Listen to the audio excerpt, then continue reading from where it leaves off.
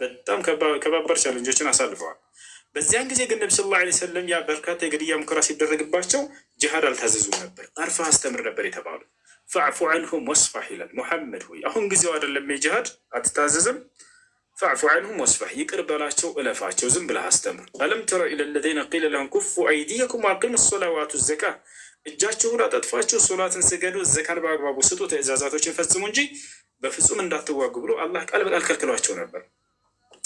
ከዚያ በኋላ የሚገርምሽ ወደ ኢትዮጵያ ተሳደዋል የነቢ ሰለላሁ ዐለይሂ ወሰለም ሰሃቦች የሚለውን ታሪክ ትሰማላችሁ። ለምንድን ነው ዓላማው? ጂሃድን ላለማድረግ እኮ ነው ያ ጀማዓ። ኢስላም ጂሃድን የሚናፍቅ ይመስላችኋል ብዙ ሰዎች። ላ ወላሂ ጂሃድን በጣም የሚሸሸው ኢስላም ፈርቶ አይደለም፣ ጸብን ስለማይወድ ነው። ነቢ ሰለላሁ ዐለይሂ ወሰለም ከሳዑዲ አረቢያ ከመካ ወደ ኢትዮጵያ ሄደው ያሏቸው የነቢ ሰለላሁ ዐለይሂ ወሰለም ሰሃቦቻቸውን እንደ ኢትዮጵያ ታምራለችና ደስ እንድላቸው እዛ አፍዋ ብላችሁ ኑሩ ለማለት እንዳይመስላችሁ። ነገር ግን እዚያ ጸብን በፈጠሩ ጊዜ መካ ሹማምንቶችና ንጉሶች ሌላ ጸብን ባጫሩ ጊዜ በቃ ያ ጦርነት እንዳይካሄድ ነበር። በቃ ሂዱና ሰላም ያለበት ቦታ አምላካችሁን አላህን አምልኩ አላቸው። ኢዝሀቡ ኢለል ሐበሻ ፈኢነ ቢሃ መሊከን ላ ዩዝለሙ ዐንደሁ አሐድ አሏቸው። ሂዱ ወደ ሐበሻ፣ በዚያች ሀገር ላይ ማንም ሰው የማይበደልበት ፍትሃዊ ንጉስ በእሷ ጋር አሁን ይገኛልና ብለው ተናገሩ። እንዳሉትም የተናገሩትም ትንቢታቸው እውነት ብሎ ተገኘ። ሐበሻ በመጡ ጊዜ ንጉሱ ወዲያው ተቀበላቸው እነሱን። ከዚያ በኋላ እነዚህ ይህን ታሪክ ልቀጥልላቸው፣ በጣም ደስ የሚል ታሪክ ስለሆነ ካላረዘምኩባቸው ማለት ነው። ይህን ብቻ ከዚያ በኋላ ለቀጣይ እንገዳለን። የሚገርማቸው ከዚያ ተከትሏቸው አሁን ሰላዮችን 2 ሰላዮችን ላኩ፣ የመካ ሹማምንቶችና ንጉሶች። ወደ ማን? ወደ ኢትዮጵያው ንጉስ። የነቢ ሰለላሁ ዐለይሂ ወሰለም ምን ብለዋል? እንዳትረሱት ይህን ቃል። ፍትሃዊ ንጉስ ነው አሉ፣ ፍትሃዊ መሪ ነው ብለው ተናገሩ። ገብታችኋል አይደለ? ትንቢት ነው። አንድ ነቢይ የሩቅንና ድብቅ ነገራቶችን ነገር ሲናገር እርሱ በሌለበት ባልተገኘበት ቦታ እንዳለው ሆኖ መገኘቱ የነቢይነቱ ማረጋገጫ ነው። ያ እንዳለው ካልሆነ ደግሞ ሐሰተኛ ያደርገዋል ያንን ነቢይ። ምክንያቱም ከአምላክ አይደለም ይሄ ነቢይ፣ ሐሰተኛ ይሆናል። ስለዚህ ነቢ ሰለላሁ ዐለይሂ ወሰለም ፍትሃዊ መሪ ነው ሄደዋል። ኢትዮጵያ መጥተው አይተውት ነው? ንጉሱ ጋር እንደው እንዴት እንደሚፈርድ አይተው ነው? አላዩ።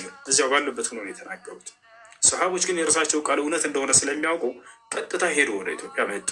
ፍትሃዊ ነው፣ አትበደሉም፣ ማንም አይበድላቸውም ሄዱ ብለዋቸዋል። እንዳሉትም ምንም ሳይበደሉ ፏ ብትን ብለው ኢትዮጵያ ላይ ኑረዋል። ነገር ግን በዚያ መካከል ላይ የተሆነውን ልንገራችሁ። እንደተሳደዱ ወደ ኢትዮጵያ የመካ ሹማምንቶችና ንጉሶች 2 ሰላዮችን ላኩ። አብዱላህ ብን ረቢዓ፣ አምር ብን ልዓስ የተባሉ 2 ሰዎችን ላኩ። እነዚህ ሰዎች ከጊዜ በኋላ ይሰልማሉ። የሚገርማቸው የዛኔ ግን ከሃዲያኖች ነበሩ። ዝም ብሎ በባዶ አይደለም እነዚህን ሰላዮች ላኳቸው ወደ ንጉሱ ጋር በጣም ከባባድ የሆኑ ስጦታዎችን ወርቅና ብሮችን አስይዘው ነበር። ቀጥታ ይህን ስጡትና ለሀበሻው ንጉስ ሙስና፣ ከዛ በኋላ እነዚህን ልጆች ያሳለፈ ስጠን ብላችሁ የሀገራችን ልጆች ናቸው፣ አምፀውብን ነው፣ ክፉ ነገር አድርገው ነው ብላችሁ ተቀብላችሁ አምጡ ብሏቸዋል። ከዚያ በኋላ ይህን ስጦታ ይዘው ሄዱ። ቀጥታ ይዘው ሄዱና ለንጉሱ ሰጡት። ይሄ ከመካ ሹማምንቶችና ንጉሶች የተላከነን እኛ ይሄንን ከነርሱ የመጣ ስጦታ ነው እንካ ይሄንን አሉት። ቀድመው ሰጡት። ለምን? እዚያ ከገዙት በኋላ ልቡን ገዝተ ነው ከዚያ በቃ የምንፈልገውን ያደርግልናል ብለው ነው። የነቢ ሰለላሁ ዐለይሂ ወሰለም ቃል ግን እንዳትረሱት፣ ፍትሃዊ መሪ ነው። ከፍትሃዊ መሪ መገለጫ ሙስናን አይቀበልም፣ በፍትህ ይፈርዳል። ደለዋለን፣ ጂሃድን ከፍትበታል። ለምን? ሰላምን አልፈልግም፣ በቃ ጸባጫሪ ነውና። ስለዚህ ጂሃድ ማለት ሰላምን ለማይፈልጉ ሰዎች ስርዓት ማስያዣ፣ ሰላም ማስያዣ የተደነገገ ድንጋጌ ነው። ይሄ ተጋደሉ የሚለው ነገር ለካህዲያን ብቻ አድርገው እስከዛሬ ያሳያቸው ነበር። ያው ብትመለስም በመካከላቸው በትክክል አስታርቋል። በቃ መለሳለሁ ካል አስታርቋቸው፣ ሰላም ይስፈናል። አላህ ሱብሓነሁ ወተዓላ በነገር ሁሉም አስተካክለዋል። በቃ መልካምን እንጂ አታድርጓል። አያችሁ፣ አላህ አስተካካዮችን ይወዳልን፣ አላህ አስታራቂዎችን ይወዳል። አያችሁ፣ ይሄ ነው። ከካህዲያኖችም ተጋደሉ የተባለው አሁንም የሚጋደሉ አካሎችን እንጂ ሌላ አይደለም። እሱንም አንዴ አሳያት። ሱረቱል በቀራ 2ኛው ምዕራፍ ላይ አንድ አውጣ። ከሃዲያኖች ቢሆን ራሱ የሚጋደሉ ከሆነ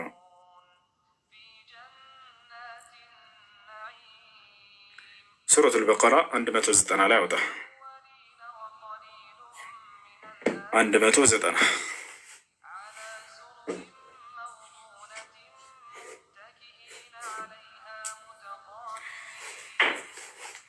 ምዕራፍ 2 190 ኔት ይይዛል። እንትን በሉ ተባረኩ ልጆች። አንድ እንደ ስራ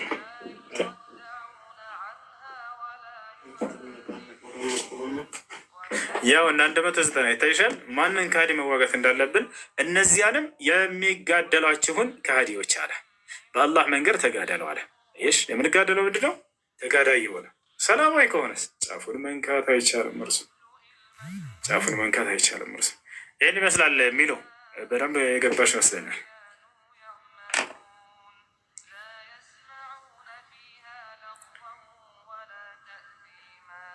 ሚለዋለሽ እሱ ጀዛከላ ሄር ሚለዋለሽ